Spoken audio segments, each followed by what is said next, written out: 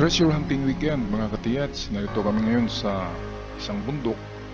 Tayo ay naimbitahan para i-detect muli itong kanilang hukay na kanilang na-detect na positive sa kanilang gamit. Kaya para medyo makasigurado ay tinawagan tayo ng ating katiyats. Dito lang yan sa malapit sa amin. At ngayon ito i-detect namin ng Pendulum Man. At bago pa yan ay akin muna tingnan itong mga nakuha nilang mga underground markers. At meron ng lalim na 4 meters itong kanilang test dig pa lamang ito, pero meron na ring dark soil, hindi ganong black. Hindi rin blue, pero dark soil siya na layer. At may halong mga malalaking graba.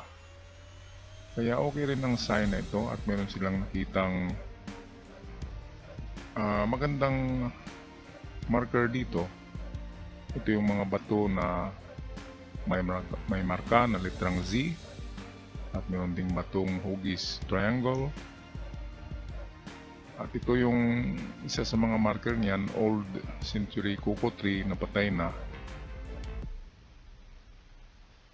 At yan ay nasa 8 meters galing sa puno. At yan ang malakas ang detection na area, kaya hinukay nila. Noong una ay merong bato yan dyan sa ibabaw, yung tinabi nila. At mayroong mga maraming butas. Okay, kaya sila nagsuspetsa na merong nakabaon na treasure. Kasi itong bundok na ito, tuktok, ay dating kampo. Dito na nagbakbakan yung Amerikano at mga Hapon. Kaya napakaraming basyo ng mga dito, mga bala. Kahit saan ka mag-detect ay mag-ingay yung detector mo kasi ang daming mga basiyo or empty shells ng mga baril.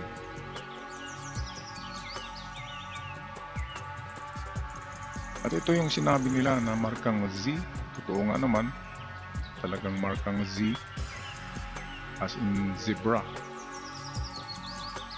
At meron akong kutob na baka ito isang malalim na tunnel.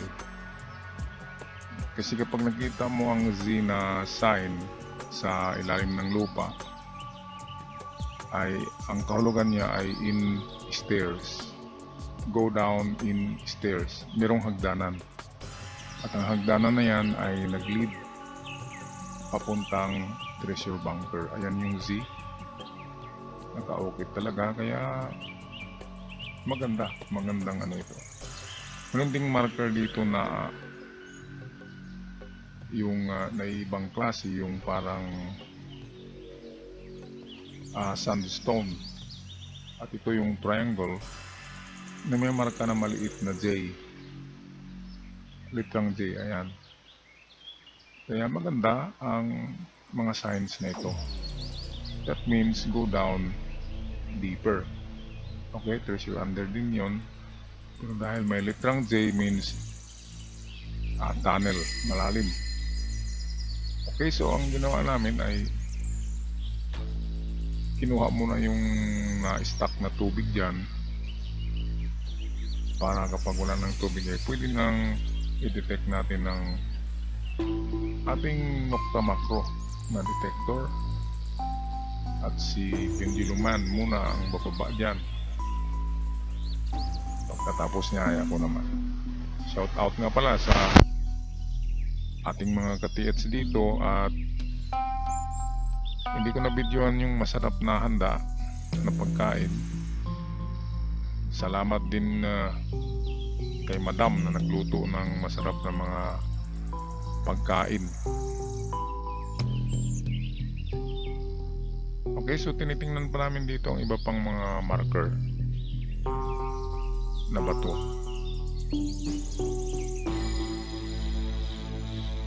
dito ay nag-umpisa na akong maghanda ng aking gamit.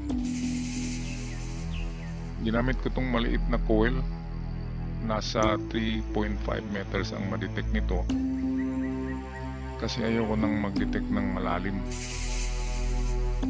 Gusto ko 3 meters na lang. So meron na silang na okay na 4 meters plus 3 meters, 7 meters lang ang gusto kong idagdag nila na okay, ay total of 7 meters. Para ang purpose ko dyan na ganyan lang kababaw, para mga giveaway lamang ang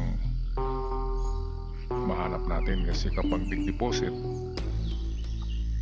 ay masyadong magastos, kailangan ng financier. Itong mga ka-TH kasi natin ay nagtulong-tulong lang yan sila, mga mahilig ng treasure hunter. Every Saturday lang daw ang kanilang paghukay, kaya walang gasto kundi pagkain lang. Dito kinakalibrate ko muna itong detector bago ako mag-detect sa loob ng mga tunnel.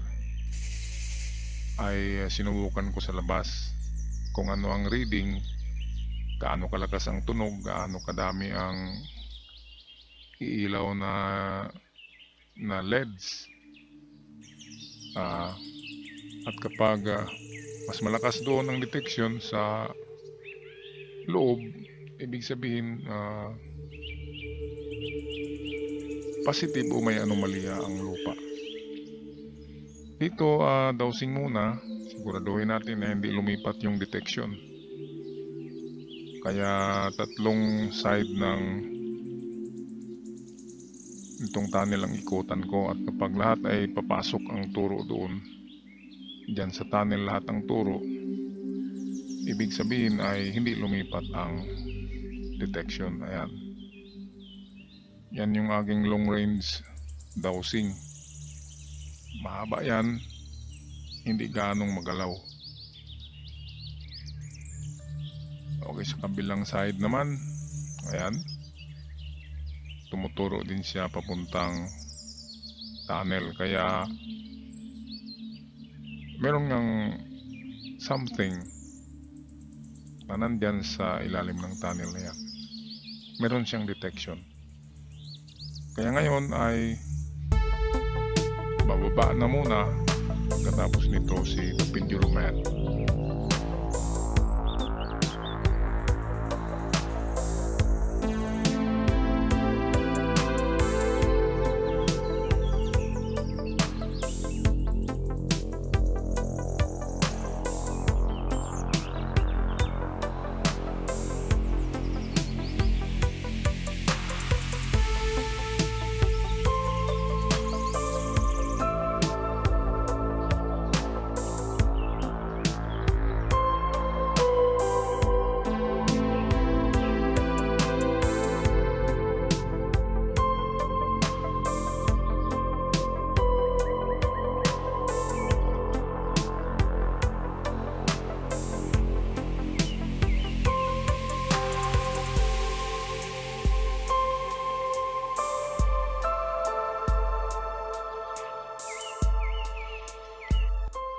Okay, ngayon ay bababa ng The Pendulum Man.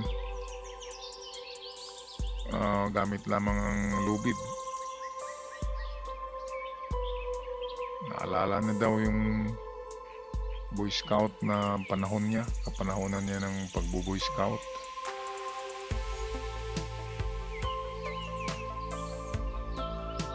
Siguro mga 3 years from now, baka hindi na kami magababa ng ganyang mga hukay. Baka may rayuma na, arthritis. Kaya itong mga taon na ito, kaya binilis-bilisan ko ang mga pagdalaw sa mga ka-TH na pwedeng dalawin ng mga malapit lamang, para at least naman baka mayroong makatsamba ng kuha ng ganyan.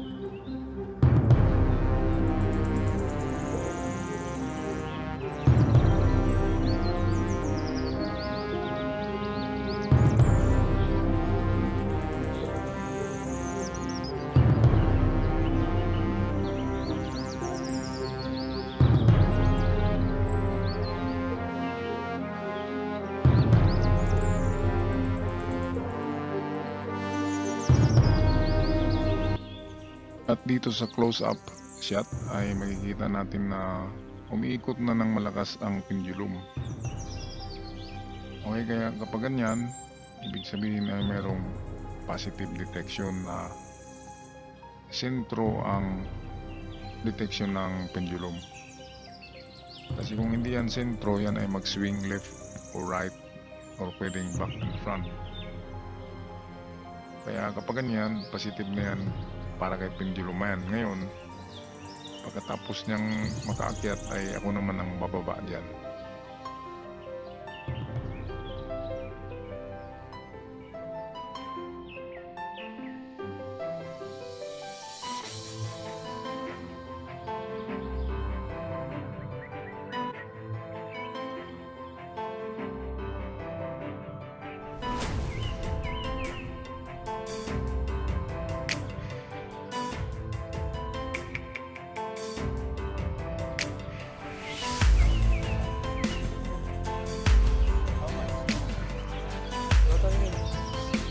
Scanner dito bangko buwan kita. Okay, at aking turno na ngayon mga katiyats. Ako'y bababa na sa 4 meters deep na test dig tunnel ng ating mga katiyats. Okay, nandun na sa baba yung ating detector. At kung gusto niyong bumili ng mga ganyan na klaseng detector, yan ay deep seeking metal detector ng Nokta Macro. Makapag-detect siya hanggang 7 meters. Yung maliit na coil ay nasa 3.5. Yung malaki ay 7.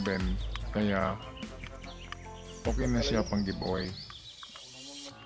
Pwede kayong makabili niyan sa Bourbon Electronica sa Metro Manila. Tawag lang kayo kay Roniel Bourbon 0975-6675-030 para sa katanungan kung anong magandang klaseng detector ang swak sa inyong mga budget. Okay, kaya dito unang ano ko pa lang ng coil ng detector ay umiilaw lahat ng LEDs. Yung kanyang light nag-ilaw lahat, kaya super lakas ang detection. Ang detection naman ay hindi natin ito masabi na ginto kaagad, pwedeng minerals lang siya. Ang importante ay malakas ang detection kumpara doon sa labas. Kanina ng tunnel ay dinetect ko yan, kinakalibrate ko sa lupa. So dito alam ko na times 2 ang lakas ng detection. So pwedeng merong laman at positive ang tunnel na ito. Ang problema nga lang dahil yung sign na letter Z ay isa yun sa sign ng mga big deposit at malalim. Kaya yun ang mga inaalala ko sa mga naghukay. Kahit na maganda ang inyong marker, merong detection, ngayon kung malalim yan ay hindi nyo talaga makukuha. Kasi maraming booby traps, maraming decoys sa mga ganyan na mga general pressure. Okay, so approved. Malakas ang detection, positive. Kaya ako iaahon na mga katiyats. At hanggang sa muli, maraming salamat din sa inyong pag-subscribe, panonood at palaging pagsubaybay dito lamang sa ating channel, ang The Surigao Sun. At ako'y magpaalam ng mga katiyats. Maraming salamat. God bless you all at ingat kayong lahat.